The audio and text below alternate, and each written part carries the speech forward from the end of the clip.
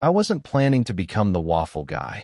It happened on a bright Saturday in Austin when the sky looked like a clean blue sheet, and the air already felt like it was warming a skillet.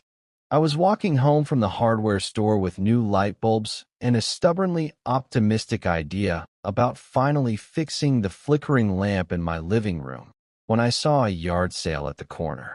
There, under a folding table that trembled every time a kid ran past, sat a heavy, square waffle iron the size of a dictionary. It was the old kind, cast iron plates, a thick cord, a dial that said light, MED, dark, in fading letters. The owner, a woman with a sun hat and two mismatched lawn chairs, waved me over and said, $5. Still works. It's got opinions, but it works. I don't know why I said yes. Maybe I liked the idea of a machine with opinions. I carried the thing home like a brick of secret treasure, ignoring the way the cord smelled faintly like the past.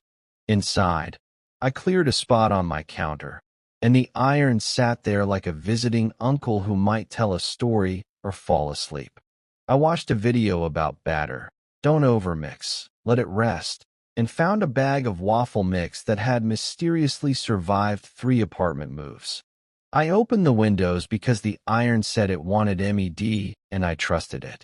When the plates heated up, the smell rolled out the window and into the courtyard of my apartment complex. I knew it immediately, warm, sweet, a hint of vanilla. I didn't know my neighbors well then. We nodded over mailboxes and tried not to stare at each other's packages. But that smell did things. The first waffle came out patchy, like a map of islands, but it tasted like a small parade. I was standing at my sink with a plate when someone knocked. I wiped my hands and opened the door to a guy in a running cap who lived down the hall. "Sorry," he said. "Not sorry at all. Did someone say waffles?" He introduced himself as Nate and said he'd just run 4 miles and would probably regret syrup, but life is short. I cut the next waffle in half and handed him a piece on a napkin. He took one bite and leaned against the doorframe. "Dude," he said, and then silence, the good kind. More feet in the hallway. A woman in a yellow t-shirt with a potted jade plant tucked under her arm. She was on her way to repot it on the lawn. Asked what smelled like Saturday morning cartoons. I gave her a quarter of a waffle. She told me her name was Lila and that she hadn't owned a TV since college, but she remembered the scent of commercial break cereal. I laughed and said I remembered the way the TV warmed your face if you sat too close, which my mother still mentions on holiday phone calls. The last slice went to a kid visiting his grandma on the 3rd floor, who told me solemnly, "I can help test." He wore a cape made from a pillowcase. By the 3rd batch, I'd lost track of time and people. There was some kind of an informal line forming in my hall. People leaning on their doors, passing plates back and forth, someone offering blueberries, another person returning later with cinnamon. Nate washed dishes like a man making penance for past sins. Lila poked her head in and said she could bring coffee from her French press if I promised to keep the iron going. I said, this was supposed to be about light bulbs, and she said, this is definitely better. Of course, because the iron had opinions, I had to learn its moods. If I lifted the lid too early, the waffle would tear in two, like a slow breakup. If I waited until the little light flickered in a certain way, one wink, then a pause, the waffle released perfectly, corners crisp, steam sighing out like, finally. Each success got a soft cheer. The courtyard started to sound like a tiny festival. Someone plugged a speaker into something and set it near my window, and suddenly there was faint music, older soul songs, the kind that sound good in heat. Across the way, Ms. Alvarez, who had a cactus collection and a habit of waving from her balcony like a queen, called down to ask what we were doing to the air. Waffles, I said, because that seemed clear. Save me a corner, she replied, and she sent down a jar of peach preserves in the building's laundry basket tied to a rope. I looked at the basket swinging and thought, this is probably how cities used to move bread between windows. When the kid in the cape shouted up that we were out of butter, MS. Alvarez dropped a stick wrapped in foil, and everyone laughed when it landed with a soft thud on a cushion someone held up like a catcher's mitt. By midday, the waffle iron and I were sweating and pleased with ourselves. The last waffle came out dark and proud. We cut it into careful squares and passed them around. People drifted off smiling, carrying paper plates like trophies. Nate tapped the iron with a spoon and said, "This is a sign." I asked of what. He said, "That you're the waffle guy now." And the iron, sitting there humming on MED, seemed to agree. I stared at the flickering lamp across the room and thought, okay, maybe the light can wait. The next Saturday, I woke before my alarm. The sun was barely up, but the air had that Austin promise, the kind that says, drink water now. I padded to the kitchen, measured flour, eggs, melted butter like a calm little science, and turned the dial to MED again. I set a bowl of strawberries by the window where a square of light landed, and I felt like I was opening a tiny shop with my name on a chalkboard outside. The first knock came at 8:03. It was the kid in the pillowcase cape, now with a temporary tattoo of a rocket ship on his forearm. "Quality control," he said, straight-faced. Behind him, his grandma held a Tupperware of pecans and introduced herself as Norma. She spoke like every sentence had a smile built in.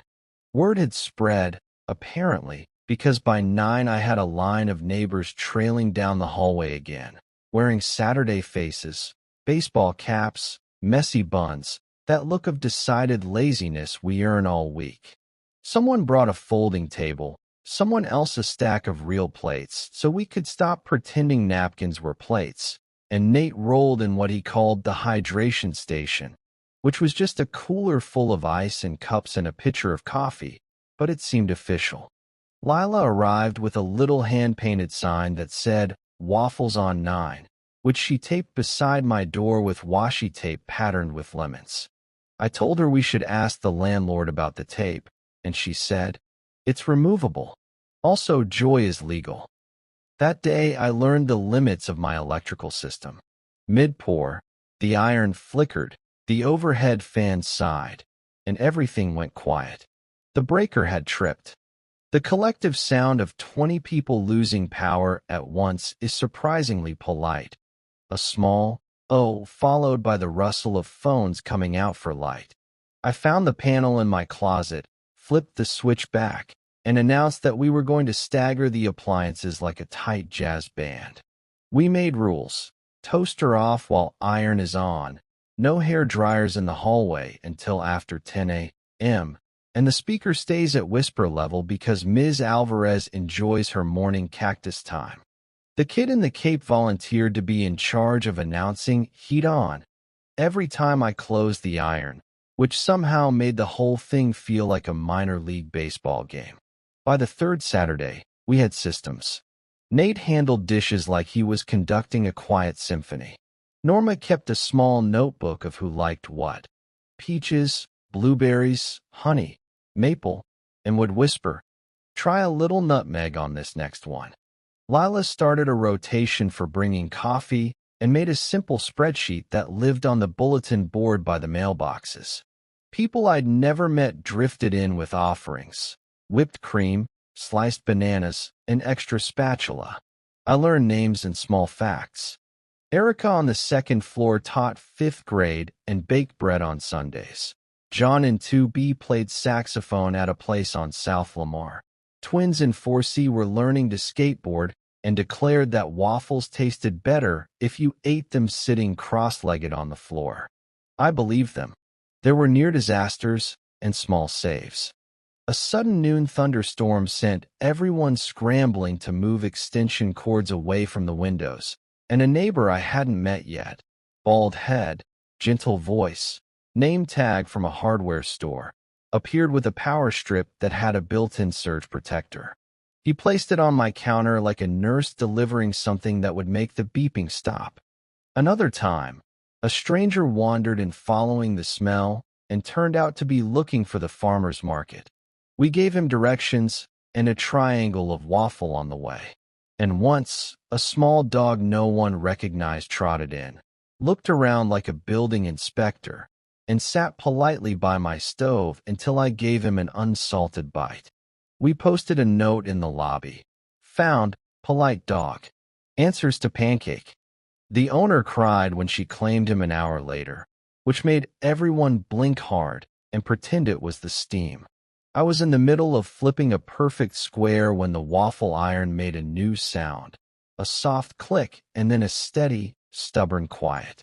I checked the cord, the outlet, the breaker. Nothing. I looked at the dial, turned it from MED to dark to MED again, like bargaining. For a second, the room paused. Then Nate said, softly, "We can pivot." And Lila was already running to her place to grab a non-stick griddle, and Norma flipped to a new page in the notebook and wrote, Plan B. Pancakes? The kid in the cape announced the change with a ceremonial throat clear. People laughed, and the laughter made space for me to let go. We made pancakes that day, small and quick, with surprisingly good edges. Ms. Alvarez sent down her whisk on the laundry basket rope, and we all cheered when it landed. The iron sat there, dark and dignified, as if it had done its part and was taking a well-earned nap. That afternoon, when the last plate was washed and dried and the hallway had resumed its regular apartment hush, I sat with the iron and a screwdriver. I'm not particularly mechanical, but I felt like I owed the machine a try. I opened the bottom and peered inside at wires and dust and the story of breakfast's past. The coil looked tired. A wire was brittle, like it had been asked to do too many summers. I cleaned what I could, squinted at the wiring like it might squint back, and then called the hardware store. The gentle-voiced neighbor answered. "Bring it by," he said. "Let's see what it wants." We made Saturday breakfast portable that week. Lila suggested we rotate porches. She made a sign-up sheet by the mailboxes with a little drawing of a waffle in the corner, and underneath it wrote, "Bring a topping, bring a chair, bring yourself." People signed their names with loops and arrows, little hearts. It was so simple that it felt like it had always existed, and we had just remembered it. The next Saturday, we hauled the griddle to Nate's patio, where his plants had the confidence of gym teachers. The week after that, we landed at Norma's, who set out cloth napkins like a holiday. I learned how to mix batter in a bowl the size of a hat. We made pancakes shaped like states, which was chaos, but we got Texas right. One evening, the hardware neighbor, his name turned out to be Mark, called to say the coil in the waffle iron was finished, but everything else looked sturdy. "I can order a new coil," he said. "Might take a while." I told him I was fine with while. In the meantime, he brought the iron back to me cleaned and reassembled, the dial polished, the plates oiled. It looked like a relic ready for a second act. I set it on my counter where it had lived and touched the lid with 2 fingers, like knocking on the door of an old friend. Fall arrived the way Texas does it, quietly at first, like the heat had gone to take a phone call. The first cool Saturday morning, you could feel it in your shoulders. People showed up in light jackets without talking about it. We gathered on my balcony with mugs that steamed. The griddle did its pancake duty.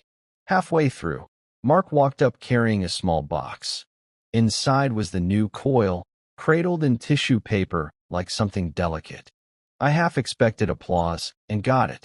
We installed it on my kitchen table as if we were performing heart surgery. When we plugged the iron in and the light glowed, there was a collective breath, quiet and hopeful. I turned the dial to MED, and we waited. The plates warmed. The first pour hissed. When the lid lifted clean and a perfect waffle let go without even a sigh, everyone cheered like the home team had just broken a losing streak. From then on, the Saturday breakfasts were a mix, sometimes waffles, sometimes pancakes, always a little messy. People came and went. I learned how to look up and say hello with my whole face. We hung a string of cheap lights in the hallway that made everything look slightly festive, even on Tuesday nights when I carried trash to the chute. We kept the sign-up sheet going. There was always another story. Erica's class planted herbs in paper cups. The twins landed their first kick turn. Miss Alvarez's tallest cactus finally bloomed, a small white flower like a quiet surprise. The kid retired his pillowcase cape and started wearing a baseball hat that said assistant manager, which I never questioned. We didn't solve anything enormous. We just made space to hand a plate to someone and to accept a plate back. On a December morning that began with the smell of cedar from someone's wreath, the waffle iron gave another little click, a memory of its old silence. I looked at it, and it looked at me in the way objects sometimes do when you've decided together what matters. Mark shook his head softly. "It's okay," I told the iron. "We let it rest." I set it on the bookshelf beside my records like a trophy from a season that meant everything and nothing and both at once. We finished the morning with pancakes, and no one complained. At the end, when the last mug was rinsed and the floor swept, I stood alone in my kitchen and listened to the quiet. I could hear, faintly, the building itself, a neighbor laughing on the phone, the elevator doors opening, the thud of sneakers on stairs. Life going on. That night, I tightened the loose lamp socket I'd ignored on the first waffle day. The bulb clicked in and the light settled into a steady glow, warm and honest. I sat on the couch and looked at the iron on the shelf, its dial catching the lamplight. I thought about how much can grow from small heat and shared time. I thought about the way the courtyard smelled like vanilla that first morning and how we all leaned toward it without meaning to. I thought about Nate washing dishes and Lila taping up that lemon-patterned sign and Norma writing tiny notes about nutmeg. In January, someone slid a postcard under my door. On the front was a drawing of a waffle wearing sunglasses. On the back, a sentence in 3 different handwritings. "Thanks for making the building feel like a block." I stuck it on the fridge with a magnet shaped like a chili pepper and didn't move it all year. Saturdays kept happening. Sometimes it was just 3 of us with paper plates, sometimes 20 squeezing onto porches and leaning on railings. I learned people's middle names, their dogs' birthdays, their favorite breakfast stories. I burned a batch now and then, and no one minded. We trimmed the edges and called them practice. Spring pushed in with a warm elbow. On a morning when the air felt like a handshake, we dragged a long table to the courtyard and set everything out like a tiny diner. We stacked plates in columns. A new neighbor, a nurse who worked nights, arrived looking soft around the eyes. She sat on the steps and ate quietly, then asked if anyone wanted to swap plant cuttings. Within minutes, a dozen little pots appeared like a magic trick, leaves pointing in every direction. Ms. Alvarez supervised like a curator, and I left with a pot hose I promised not to kill. The waffle iron came back for occasional encores. It never complained. It would heat, hum, release, and then nap for weeks while the griddle did the weekday lifting. It felt right, like we'd learned not to ask the same friend to carry the heavy box every time someone moved. Once, when the iron popped a fuse in late May, the kid, now the assistant manager in his hat, raised a hand and called, "Intermission," and everyone laughed so hard we forgot to worry. I started to notice the building in new ways. The flicker of porch lights in the evening. The way the stairwell's echo changed when someone carried a guitar. The faint perfume of laundry soap drifting from the basement at odd hours, which made me think of fresh starts and second chances. I started keeping a small bag of flour in the cupboard with a post-it that said "just in case," like a firefighter keeping boots by the bed. When people knocked on weekdays, someone's cousin in town, a birthday before work, a sudden craving for syrup on a Wednesday. I found I could say yes without looking at the clock. Not always, but more than before. The day the iron finally cracked, a tiny fissure near the hinge, a thin line like a laugh. No one gasped. Mark patted the lid and said, "All good things leave a mark." We cleaned it, thanked it, and set it back on the shelf. The griddle took over. We kept the sign up going through summer storms and heat you could see. The courtyard stayed the courtyard. People kept showing up with jam and stories, with energy or with nothing, which was also okay. Now, when I walk down the block on a Saturday evening, after the last mug is dry, I see the chalky outlines of where chairs stood, the faint shine of spilled syrup on the railing, the lemon-patterned tape marked by my door. My lamp glows steady through the window. I know my neighbors, which means the city feels smaller and kinder, like a map I can fold and slide into my pocket. A cast iron square taught me that. Or maybe it just reminded me. Heat, batter, time, a door left open. It makes a good recipe, but it makes an even better habit. On quiet nights, when the building is a sleeping thing and the cicadas tick like clocks, I look at the old iron on my shelf and feel the Saturday crowd rise up in my memory. The cheer when a waffle releases clean, the soft clink of forks, the tidy miracle of strangers learning each other's names.